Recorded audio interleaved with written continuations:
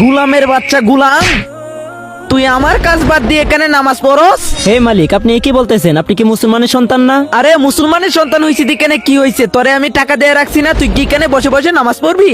দেখেন মালিক, আপনি ঠিকই আমাকে টাকা দিয়ে কাজ করান, কিন্তু আমরা মুসলমান হিসাবে আল্লাহ তাআলার দৈনিক 5 বার আল্লাহ তাআলা ডাকে, সেই ডাকে সারা দিয়ে আমরা 5 ওয়াক্ত নামাজ পড়ি। তুই 5 বার কেন, তুই 1000 বার নামাজ কর, তাতে আমার কোনো সমস্যা নাই, কিন্তু আমার কাজে আইসা কোনো নামাজ পড়া যাবে না।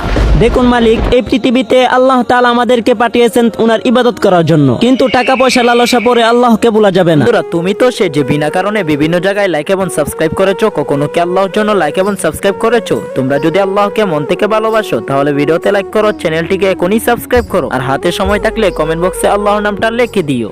না, এই তুই আমাকে একদম জ্ঞান দিবি না।